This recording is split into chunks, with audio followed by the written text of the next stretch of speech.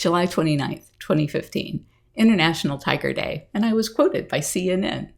Ban America's Pet Tigers, activists say, as wild tiger numbers drop to record low, by Monica Sarkar. This was dated July 29th, 2015.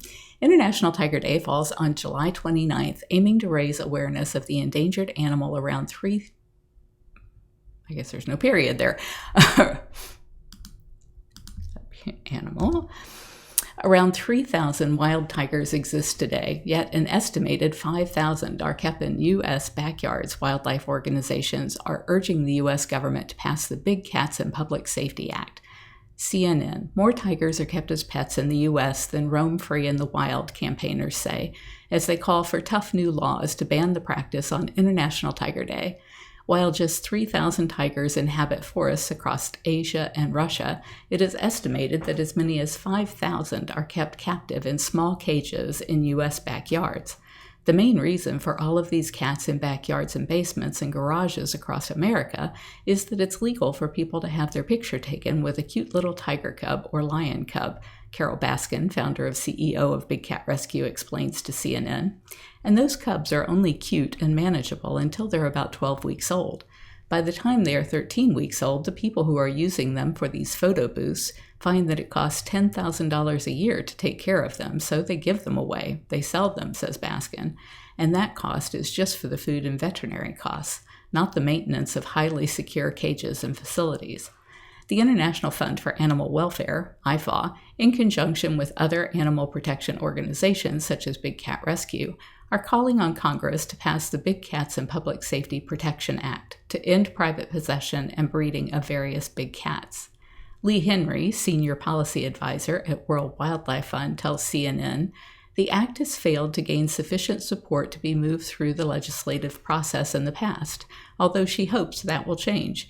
It is critical that the U.S. get a better handle on this population and that we demonstrate conservation leadership to influence China with an even larger captive tiger population to take similar actions, she adds.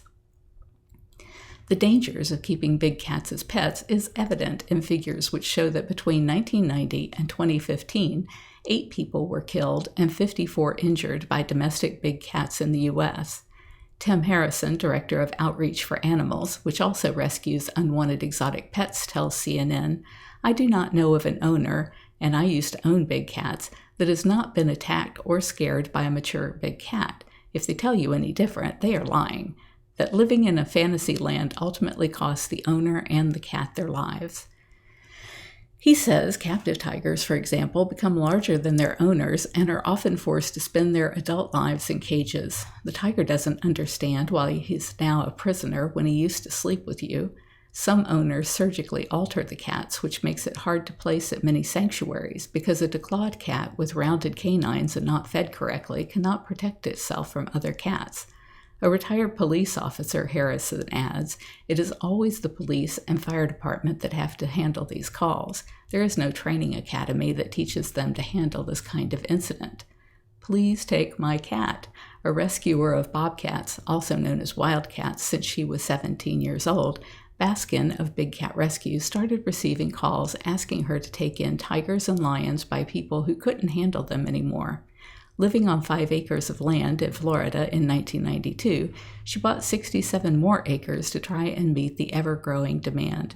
In 2003, the Captive Wildlife Safety Act was passed, criminalizing the import, export, buying, selling, transporting, receiving, and acquiring of big cats with exemptions.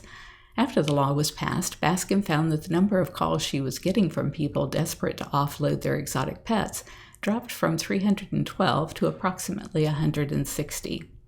However, legal loopholes were soon discovered. It only applied to people who were buying them as pets, so anybody can get a USDA license, which is considered a commercial permit, for $40. Then your tiger is not a pet, it's a commercial enterprise. That's how people get around state bans. We're going to have to change the laws if we're going to solve this problem, Baskin says. Dark figure of crime. There's another serious problem other than the profiteering from these animals. It's suspected that some of the tigers may end up in the illegal wildlife trade for bones and parts, suggested to be worth hundreds of millions of dollars. We estimate that there are conservatively around 200 of these cubs being bred and used each year, but there are nowhere near that many cubs ending up in need of rescue. I said way because that's what I wrote, and it should have been where. We really believe that they are ending up in the illegal trade. The problem is that's just such a hard thing to prove. It's a tight network of these bad guys that work together, and they are so careful not to let it be known what they're doing outside of their own industry. When Baskin has accompanied the authorities on big cat raids and taken in the animals, she has usually found them to be in deplorable conditions.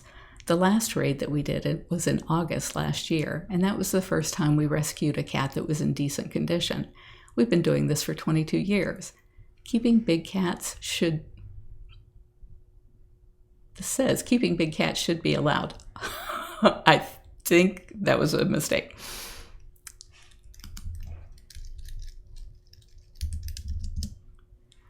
The tiger she took in belonged to Timothy Gress, 52, from Augusta, Georgia, who was relocating the exotic animals of his sanctuary, Augusta Conservation Education, which he began about 22 years ago while working full-time as an electrician.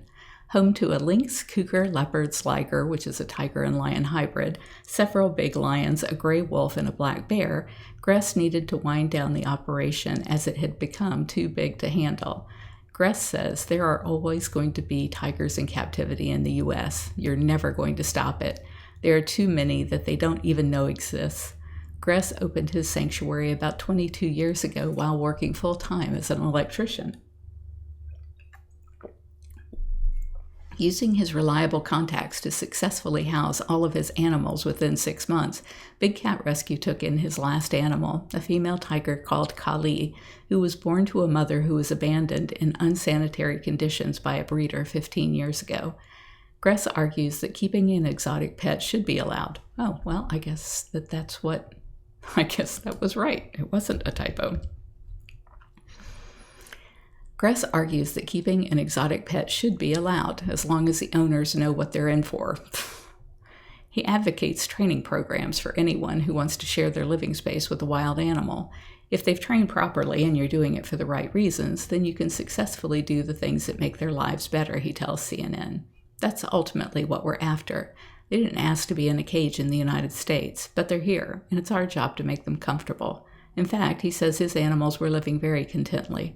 They had covered enclosures, they had swimming pools, and they had fresh meat and water daily. And he speaks passionately and at length about how to take care of such predators. Before entering a tiger cage, you have to greet the tiger, or chuff. I'm reading a newspaper article. I would never have written this kind of stupidity.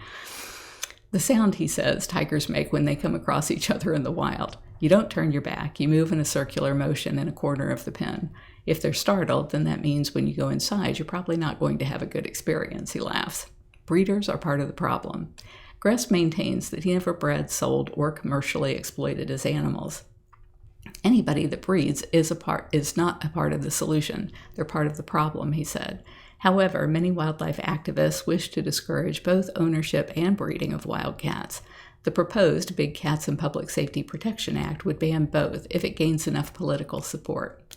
Gress argues, there are always going to be tigers in captivity in the U.S. You're never going to stop it. There are too many. This is the same thing. There are too many that they don't even know exist.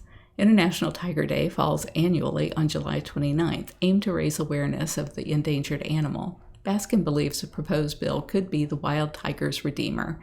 If we ban private possession and people get caught with wild tiger parts, a premium product, they have to prove where they came from. The tiger in the wild has a chance if we can ban the private possession. Although she says she carries out her duties without a grudge, she wishes it wasn't required. All of us who are in the sanctuary industry want to put ourselves out of business.